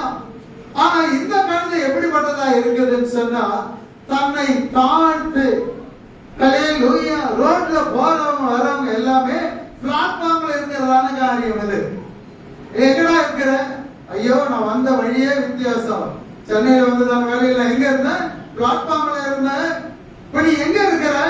நல்ல வசதியான ஒரு வீட்டிற்குள்ள இருக்கிறது. என்னடா காரணம்னு சொன்னா, ஹல்லேலூயா, அவன் சில காரியங்களை அவன் சொல்லுவான். ஹல்லேலூயா. ஆனா இங்கே நாம் பார்க்கிறோம் என்ன, ஆண்டவன் தன்னுடைய காரியத்தை நிறைவேற்றும் போது பிரமாணத்தையும் அவர் என்ன பண்ண நிறைவேற்றுகிறார். அதே போல தீர்க்க தரிசனங்களையும் நிறைவேற்றுகிறார். அப்ப தீர்க்க தரிசனம் சொல்லுது என்ன, ஆண்டவராகி இயேசு கிறிஸ்து எப்படி வராரு? கழுதையாகி குட்டியின் மேல ஏறி வருகிறார். அப்ப பாருங்க, தன்னையே ஆண்டவர் என்ன பண்றாரு, இந்த உலகத்துக்கு பலியாக ஒப்பு கொடுக்கிறதான வேளையில, கைவிடப்பட்ட நிலையில, தெருக்களின் ஓரமாய் கிடந்ததான அந்த சூழ்நிலையில ஒவ்வொரு நாளும் வேதனையோடு கூட காலங்களை கழித்துக் கொண்டு இருந்ததான அந்த தாய் கழுதையினுடைய கண்ணீரையும் ஆண்டவரால் என்ன பண்ண முடியும்? காண முடியும். ஹல்லேலூயா. ஒவ்வொரு நாளும் வேதனை, தன் குட்டியை நினைத்து ஒவ்வொரு நாளும் வேதனை. ஹல்லேலூயா. நேரம் வந்தது. ஆண்டவர் சொன்னார் என்ன, இதோ வேலை வந்தது. ஏன்? பிரமாணத்தையும் தீர்க்க தரிசனங்களையும் நிறைவேற்றுகிற வேலை வந்தது. அதை நிறைவேற்ற நான் எப்படி போவேன்? ஹல்லேலூயா. சாதாரணமா போன வழியில நான் போக மாட்டேன். இப்போ ஒரு வித்தியாசமான முறையில நான் போவேன். அதான் ஜனங்களுக்கு ஆச்சரியம். ராஜாக்கள்லாம் எப்படி வருவாங்க? கோவேறு கழுதையில வருவாங்க. ஓ, இவர் இஸ்ரவேலின் ராஜா வாழ்கன்னு சொல்லுவாங்க, ராஜாவை வாழ்த்துவாங்க. ஆனா இவரை சொல்லுகிறதான காரியம் வித்தியாசம். ஹல்லேலூயா. இவர் எப்படிப்பட்ட ஸ்தோத்தரிக்கப்பட்டவன் ஒரு வித்தியாசமா சொல்றாங்க. ஹல்லேலூயா. இவர் எப்படிப்பட்ட உன்னதத்திலே ஓசனான்னு சொல்றாங்க. இதெல்லாம் வித்தியாசமா இருக்குது. இவர் யார் என்று அங்கே கேட்கிறதான வேலையில அப்ப அவங்க சொல்றாங்க, இவர் யார் தெரியுமா? இவர் ஒரு தீர்க்கதரிசி.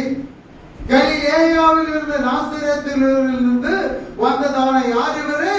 தீர்க்கதரிசி. ஹல்லேலூயா.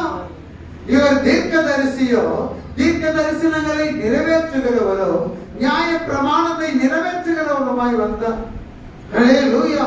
இவருக்கு பெருமான் ஒன்று இருந்திருந்தா கோவேறு கழுதையில் தான் வந்திருப்பார். அவர் எப்படி வரார்? தம்மை தாழ்த்தி. ஹல்லேலூயா. தாழ்மை உள்ளவரோ. தாழ்மைக்கு அடையாளம் எது? கழுதை. ஹல்லேலூயா. நீ என்ன செய்தாலும் என்ன சொன்னாலும் எப்படிப்பட்ட சூழ்நிலை வந்தாலும் அது தன் நிலையை விட்டு மாறாது. ஆனா வேதம் சொல்லுகிறது, எரேமியா தீர்க்கதரிசன புத்தகத்தில் 2ஆம் அதிகாரம் 24ஆம் வசனம் எடுத்து டக்குன்னு வாசிக்குமா. ஹல்லேலூயா. எரேமியா தீர்க்கதரிசன புத்தகம் 2ஆம் அதிகாரம். வனாந்தரத்திலே பாருங்க, என்னவா? வனாந்தரத்திலே பழகினதும், வனாந்தரத்திலே பழகினதும், தன் இச்சையின் மதவெறியிலே, தன்னுடைய இச்சையின் மதவெறி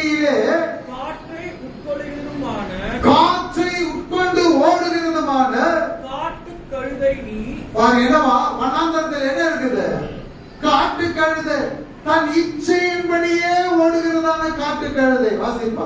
அதன் ஆவலை நிறுத்தி, அதனுடைய ஆவலை நிறுத்தி, அதை திருப்புகிறவன் யார்? அதை திருப்புகிறவன் யார்? அதை தேடுகிறவர்கள், அதை தேடுகிறவர்கள் ஒருவரும் வருத்தப்பட வேண்டியது. அதை தேடும் ஒருவனுக்கு கஷ்டப்பட வேண்டியதில்லை, வருத்தப்பட வேண்டியதில்லை. அதன் மாசத்தில் அதை கண்டுபிடிப்பார். ஹல்லேலூயா. மாம்சத்தில் வழி அதை என்ன பண்ண முடியும்? கண்டுபிடிக்க முடியும்.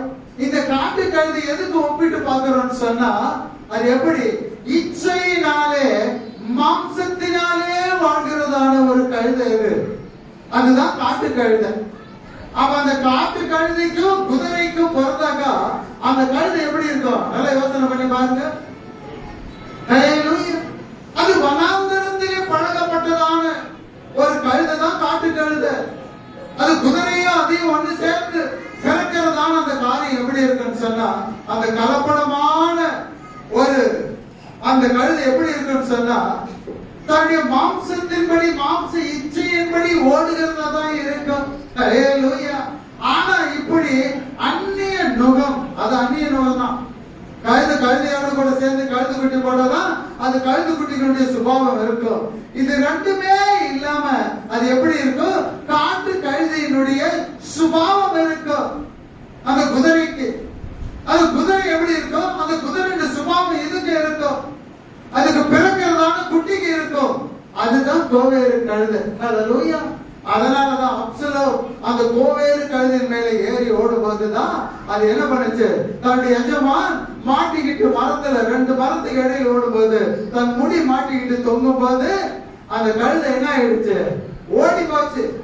நீ இருந்தா இரு, செத்தா சாவு போ அப்படின்னு சொல்லிட்டு போயிடுச்சு. அதுதான் கோவேறு கழுதினுடைய சுபாவம். ஹல்லேலூயா. அது குதிரையோடு குதிரையானா பரவாயில்லை, கழுதைக்கும் குதிரைக்கும் பிறந்தது அப்படிதான் இருக்கும். சுபாவத்துல அப்படிதான் இருக்கும். இச்சையோடு கூட தான் இருக்கும். மாம்சத்துல தான் இருக்கும். அதுக்கு தான் ஒரு முன்னடையாளம் என்ன? அந்த கோவேறு கழுதை. ஏன் ஆண்டவர் அது மேல ஏறல? ஹல்லேலூயா. ஆண்டவர் அதன் மீது ஏறாததற்கு காரணங்கள் உண்டு. ஏன் சொன்னா, ஹல்லேலூயா, இன்னொரு கழுதை கூட நாம் என்ன பண்றோம்? வேதாகமத்தில் நாம் வாசிக்கிறோம். என்ன? தீர்க்கதரிசி. என்னாகமத்திலே பார்க்கிற 22ஆம் அதிகாரத்துல தீர்க்கதரிசி 23 இருந்து 28 வரை நீங்க வாசிக்க வேண்டாம். பீலேயாமை சுமந்து கொண்டு போனதான கழுதை தேவ தூதனான முன்னால் வந்து நிற்கும் போது ஒரு தீர்க்கதரிசிக்கு தான் தெரிஞ்சிருக்கணும். முதல்ல புரிஞ்சுக்கங்க. ஆண்டவர் முன்னால வந்து நிக்கிறாருன்னு சொன்னா யாருக்கு தெரியணும்? தீர்க்கதரிசி தான் பார்க்கணும். ஆனா தீர்க்கதரிசியினுடைய வழி சரியில்லை. அதனால தீர்க்கதரிசிக்கு தன்னை வெளிப்படுத்தல. ஆனா கழுதைக்கு முன்னால போய் நிக்கிறார் ஆண்டவர். அவன் நிற்கும் போது அந்த கழுதை என்ன பண்ணுது? ஹல்லேலூயா, ஒதுங்கி போகுது. மறுபடியும் போய் நிக்கிற இந்த கழுதை ஒதுங்க முடியாத ஒரு சூழ்நிலை. அந்த இடத்துல போய் நிற்கும் போது ரெண்டு பக்கமும் சுவர். ஹல்லேலூயா. ஆண்டவர் நிற்கிறார் உருகின பட்டயத்தோடு கூட. என்னடா ஆண்டவர் அப்படி கூடமா நிற்பார்? அவருக்கு விரோதமாய் செய்யும் போது பட்டயத்தோடு தான் இருப்பார். அப்படி போகும்போது ஆண்டவருக்கு பயந்து ஹல்லேலூயா அவர் நிற்கிறார்னு சொல்லிட்டு ஒதுங்கி போகும்போது பீலேயமுடைய கால் என்ன ஆகுது? சுவர்ல உராயும் போது அவனுக்கு ரொம்ப கோபம் வந்துடுது. ஹல்லேலூயா. கோபம் வந்து என்ன பண்றான்? அத அடிக்கிறான். இன்னொரு இடத்துல வர ஆண்டவர் அங்க எங்கேயுமே போக முடியாது, ஒதுங்கவும் முடியாது, போகவும் முடியாது. அந்த சூழ்நிலைக்கு வரும்போது அந்த கழுதை என்ன பண்ணுச்சு? ஆண்டவரே, இனி உன்னை மீறி நான் போக மாட்டேன். 2 முறை தன் எஜமான காப்பாற்றணும். யார? பீலேயாமை காப்பாற்றும்படி. ஏன்னா கத்தியோட நிக்கிறார். என்ன வெட்ட போறது கிடையாது, இவனை தான் வெட்ட போறாரு போகுது. அதனால அவனை காப்பாற்றுறதுக்கு ஒதுங்கி போகுது. சூழ்நிலையே மாறும் போது அது என்ன பண்ணுச்சு? இனிமேல் என்னால ஒண்ணுமே பண்ண முடியாதுன்னு சொல்லிட்டு அது படுத்துக் கொள்ளுகிறதான வேலையில அவன் என்ன பண்றான்? அதை ஓங்கி அடிக்கிறதான வேலையில ஆண்டவர் கழுதையினுடைய வாயை திறக்கிறார். ஹல்லேலூயா. ஆண்டவரால முடியுங்க. ஆனா உங்களால ஏன் அந்நிய பாஷை பேச முடியல? நில்லுங்க. ஹல்லேலூயா. ஹல்லேலூயா. மனுஷர் பேசக்கூடிய வார்த்தையை பேச வைக்க கழுதையை தேவன் பயன்படுத்தும் போது தேவனுடைய ஹல்லேலூயா தேவனோடு கூட உறவாட பேசுகிற ரகசியம் பேசுகிறதான நவமான அந்த பாஷையை பேச ஏன் தேவன் உங்களுக்கு கொடுக்க முடியாது? கொடுக்க முடியுமா? முடியாதா? ஹல்லேலூயா. அங்கே பேசலாம். முத ஒரு மிருகம் பேசுது, அதுக்கு முன்னால பாம்பு பேசுறது உங்களுக்கு நல்லாவே தெரியும். ஏவாளிடத்துல பேசினது. ஆனால் இங்க கழுதை பேசுது. என்ன? அவனோடு கூட பேசுது. ஏன் என்ன மோட்டு வர இதோட அடிச்ச? ஹல்லேலூயா. என்கிட்ட கத்தி இருந்ததா என்ன உன்னை நான் வெட்டி கொண்டு போட்டு இருப்பேன். ஹல்லேலூயா. அந்த கழுதை பேசும் பாருங்க, அழகாக. அதை வாசிங்க பாருங்க. என்னவா? பீலையாம் கழுதையை பார்த்து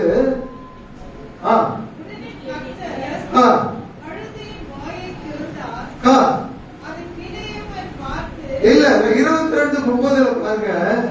கழுதை பீலையமை நோக்கி, நீ என்னை தெரிந்து கொண்டு என்னை கை கொண்ட காலம் முதல் இப்போ வரைக்கும் அவன் பாக்குற என்ன? நீ ஏறின கழுதை நான் அல்லவா? நீ என்னை தெரிந்து கொண்ட நாள் முதல் இந்நாள் வரை இப்படி எப்பொழுதாவது நான் நடந்து கொண்டது உண்டா? அதற்கு அவன் இல்லை என்றான். போதும். ஹல்லேலூயா. கழுதை பேசுது. அவன் அடிச்சு கொண்டு போட்டோம் சொல்லும் போது பேசுது. என்ன இத்தனை வருஷம் என்னை தெரிந்து கொண்டு ஒரு கழுதையா கொண்டு வந்த வீட்டுல என்னை நடத்தி கொண்டு வர அத்தனை வர நான் சுமந்து கொண்டு போனேன்.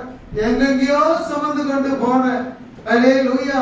இத போல என்னைக்காவது உனக்கு கவுத்து போட்டோ அல்லது உட்கார வச்சோ இப்படி எல்லாம் நான் செய்தது உண்டா? அதுக்கு அவன் பேசுறான். என்ன? இல்லையே, அப்படிலாம் நீ செய்யல. ஹல்லேலூயா. இதுவரை ஒரு தீர்க்கதரிசிக்கு கழுதையா நமக்கு அறிவுரை சொல்லுதுன்னு அவன் யோசிக்க கூட இல்ல. பாத்தீங்களா? ஆனா இன்னொரு கழுதை குறித்து வேதம் சொல்லுகிறது என்ன? 1 ராஜாக்கள் 13:24 தீர்க்கதரிசி போகும்போது சிங்கம் ஒன்று வந்து அவனை கொண்டு போட்டது. கொண்டு போனதா? யார? ஒரு தீர்க்கதரிசியை கழுது மேல போனவன ஒரு சிங்கம் காட்டுல இருந்து வந்து அவனை கொண்டுடுச்சு. ஹல்லேலூயா. கொண்டு போது எப்படி கொண்டு இருக்கோம்? சிங்கம் வந்து கழுத வாயை திறந்த மாதிரி முதல்ல கீழே இறங்கு, உன்னை நான் அடிச்சு சாகடிக்க போறேன் நான் சொல்லி இருக்கோம். சிங்கம் வந்து அல்லது கழுதை நின்று நான் சொல்லி இருக்கோம். இல்ல, சிங்கம் வந்து உடனே அந்த கழுதைக்கு மேல பாஞ்சு அந்த தீர்க்கதரிசி தள்ளி அதை கொண்டு போட்டுடுச்சு. ஆனா கொண்டுட்ட பிறகு என்ன சொன்னா வேதம் சொல்லுகிறது, அந்த கொண்டு போட்டது பிரேதத்தின் அருகே, செத்து போன அந்த தீர்க்கதரிசியுடைய பிரேதத்தின் அருகே கழுதை என்ன பண்ணுது? நின்று கொண்டு இருந்தது. பக்கத்துல சிங்கமோ நின்றுகிட்டு இருந்தது.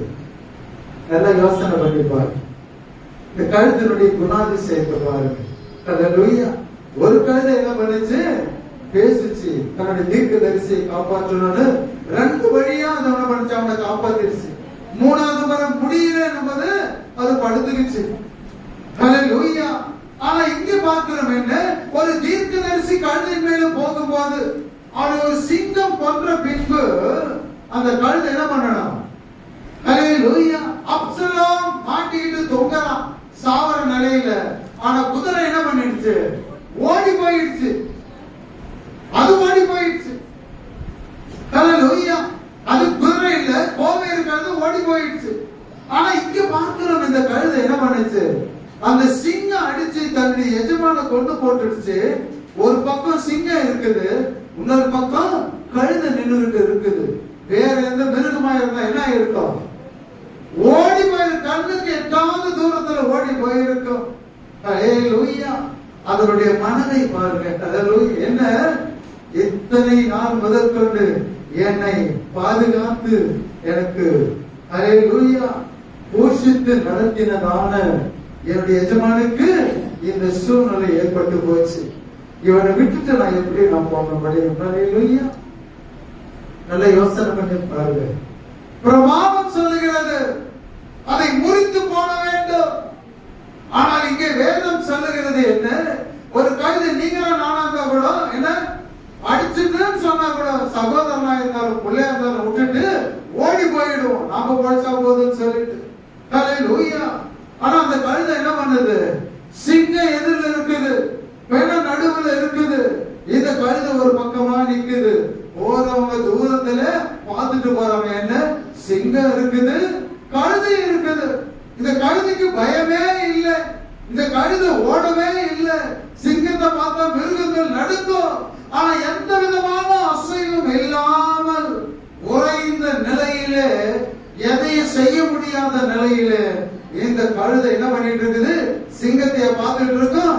இல்லை இல்லை, அதற்கு மாறாக நான் சுமந்து கொண்டு வந்ததான அந்த தீர்க்க தரிசி என் எஜமானை விட்டு போக மனதில்லாத ஒரு கழுதை.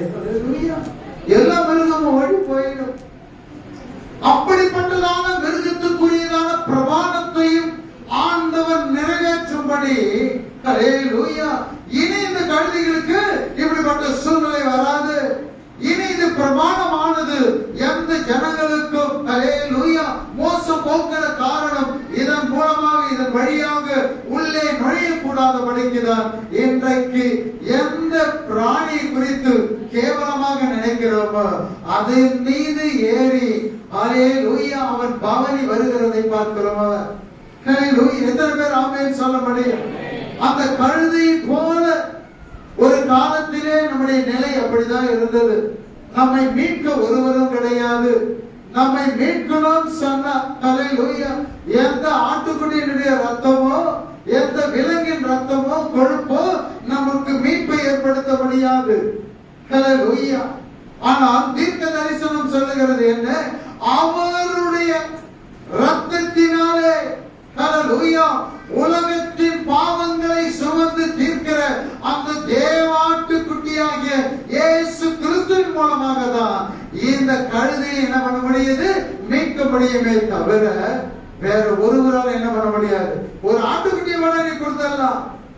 ஹல்லேலூயா. அதனுடைய சந்ததி, அதனுடைய தலைமுறை வரை எவனாவது போய் நிப்பானா? ஹல்லேலூயா.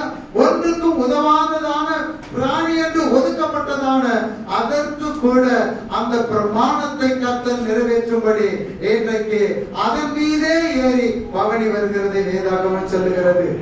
தீர்க்க தரிசிகளை சுமந்து கொண்டு போனதான கழுதை, கோவேறு கழுதை ராஜாக்களை சுமந்து கொண்டு போனதான ஒன்று, அவைகளுக்கு இல்லாததான ஒரு ஹல்லேலூயா மேன்மை என்னன்னு சொன்னா, அந்த குதிரைலாம் என்ன தெருவில் நடந்து வந்தது. ராஜாவை சுமந்து கொண்டு தெருவில் வந்ததான வேலையில இஸ்ரவேலின் ராஜா சாலமோன் என்று சொல்லி அவனை வாழ்த்தும்படி தாவீது ராஜா சொன்னான். ஆனா இவரை வாழ்த்தும்படி யாரும் சொல்லல, யாரும் கூப்பிடல. ஹல்லேலூயா. ஆனா இந்த ராஜா பாருங்க என்ன, அந்த மாதிரி ஒரு கழுதையை ஆண்டவர் தெரிந்து கொள்ளாமல் ஹல்லேலூயா எதை தெரிந்து கொண்டார்? பேசுகிற கழுதை. கோவேரி கழுதை பேசல, கோவேரி கழுதை பேசல. கோவேரி கழுது மேல ஏறி போன தீர்க்கதரிசி இது கிடையாது. சாதாரணமான முச்சந்திகளிலே ஆதரவற்ற நிலையிலே ஒருவேளை இந்த தீர்க்கதரிசி என்ன பண்ணா? பிரமாணத்தின்படி ஒரு கழுதையை தெரிந்து கொண்டு என்ன பண்ணா? ஹல்லேலூயா. அவன் தெரிந்து கொண்டு இந்த கழுதைக்கு அவன் உயிர் பிச்சை கொடுத்திருக்கான்.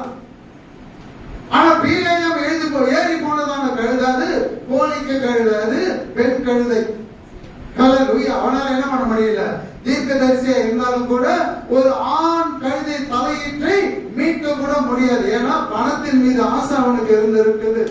ஆனா வேதம் சொல்லுகிறது, ஆண்டவராகி இயேசு கிறிஸ்து நினைச்சா கோவேறு கழுது மேல போலாம். ஆனா அப்படி கிடையாது. அவன் நீதி நியாயம் எல்லாவற்றையும் செய்கிற தேவன். அது தேவனுக்கு பிரியமானது கிடையாது. ஹல்லேலூயா. ஆனா இந்த ராஜா எப்படிப்பட்டவராய் இந்த பூமிக்கு வராரு? சாந்தமுள்ளவராய். அப்ப சாந்தமுள்ளவராய் என்று சொன்னா அதற்கு ஒரே ஒரு பிராணியை தான் நம்ம சொல்ல முடியும். ஹல்லேலூயா. ஏறி வர பிராணி அப்படின்னு சொன்னா ஒன்னே ஒண்ணுதான். அது எதுன்னு சொன்னா எது சொல்ல முடியும்? ஹல்லேலூயா. இந்த கழுதையை தான் சொல்ல முடியும். காட்டு கழுதைக்கும் குதிரைக்கு பிறந்ததான கோவேறு கழுதையை சொல்ல முடியாது. அதை சொல்ல முடியாது. ஹல்லேலூயா.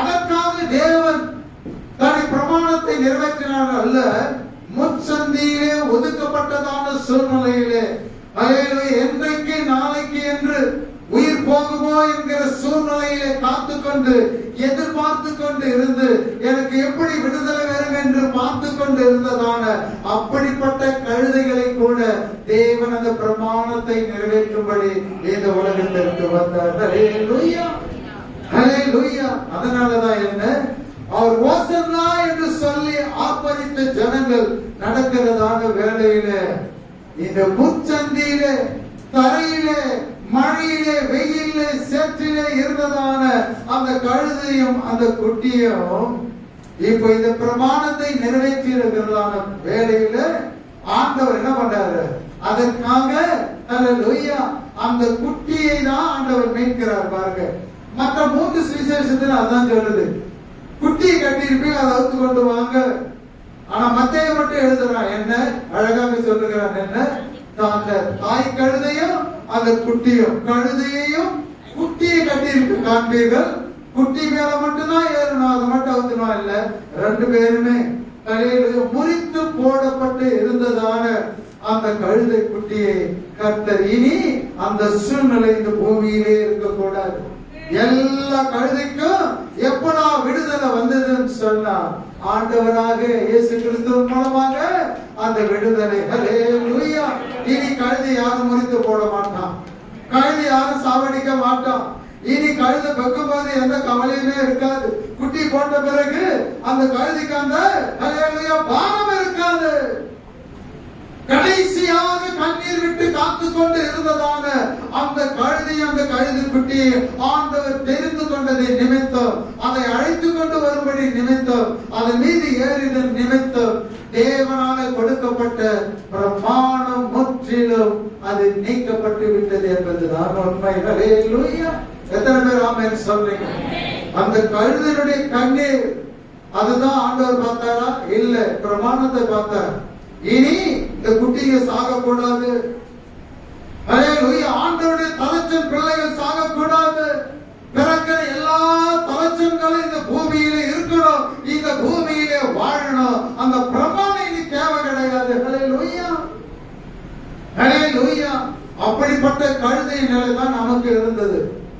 அப்படிப்பட்ட கழுதை நிலையில் தான் நம்ம இருந்தோம். ஹல்லேலூயா. ஒருவேளை நீங்க நினைக்கலாம், பிள்ளைகளை பெற்றதான குடும்பத்தில் இருக்கிறாங்க, நினைக்கலாம் இந்த பிள்ளை எப்படி இருக்க போகுது தெரியலையே, இந்த பிள்ளை எப்படி வளர போகுதுன்னு தெரியலையே, எப்படி வாழ போகுதுன்னு தெரியலையே, எத்தனை பிரச்சனைகளை நாங்க இன்னும் சந்திக்க போறோம்னு தெரியலையே, இன்னும் இந்த பிள்ளைகள் நிமித்தம் எவ்வளவு கண்ணீர் விட போறோம் தெரியலன்னு ஒருவேளை கலக்கம் இருந்தாக்கா அதை இன்றோடு நீங்க என்ன பண்ணணும், அதை தூக்கி எறிந்து விடுங்கள். ஹல்லேலூயா. கழுதையினுடைய அந்த பிரமாணத்தையே மாற்ற தேவன் சீஷர்களை அனுப்பி அதை அவிழ்த்து என்னிடத்திலே கொண்டு வாருங்கள். என்ன அடையாளம்? அதுக்கு ஒரு விடுதலை. ஹல்லேலூயா. இனி அதுக்கு மரணம் கிடையாது. மனுஷன் திரும்பி போடுகிறதான கொலை செய்கிறதான காரியம் இனி கழுதைக்கு கிடையாது. அதுக்கு பதிலா என்ன, அதை நான் மேன்மைப்படுத்த போகிறேன். எப்படி? எனக்குரியதான கணம். ஹல்லேலூயா. ஆனா பாருங்க, ஆண்டவர் வஸ்திரத்தின் மேல உட்கார்ந்துட்டு போனார், ஆனா கழுதை எது மேல போச்சு? அநேகர் தங்கள் வஸ்திரங்களை என்ன பண்ணாங்களா, வழிகளிலே விரித்தார்கள். எந்த மனுஷன் முச்சந்தியிலே கட்டனானோ அந்த மனுஷர்களுக்கு முன்பதாக இந்த கழுதை மேன்மைப்படுத்தப்பட்டு அவன் தரையில நடந்து வரான். இந்த கழுதை என்ன பண்ணுது, அந்த துணி மேலேயும் மரக்கிளையின் மேலேயும் பசுமையான இலைகள் மேலே ஹல்லேலூயா ஆண்டவரை நடக்கிறாரு.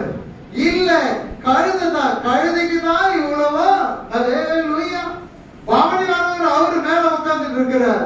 மேன்மை யாருக்குன்னு சொன்னா, இந்த பிரமாணத்திலிருந்து விடுதலை ஆகும் போது பாரு, இந்த கழுதையை ஆண்டவர் என்ன பண்றார், மேன்மைப்படுத்துகிறதை பார்க்கிறோம். இவ்வளவு நாள் ஹல்லேலூயா மனுஷனாலே புறக்கணிக்கப்பட்டதான நியாய பிரமாணத்திலே ஹல்லேலூயா கொடுக்கப்பட்டதான அந்த பிரமாணத்தில் இருந்து விடுவித்து ஆண்டவர் இப்போ ஒரு புதிய ஒரு ஆரம்பம், ஒரு குளிர் விடுகிறதான ஒரு காரியம் என்ன, இந்த கழுதை என்ன மேன்மைப்படுத்தி சொல்றாங்க. இல்ல, தேவனே அதை மேன்மைப்படுத்துகிறதை பார்க்கிறோம். என்ன தரையில நடந்தது இப்ப எப்படி நடக்குது?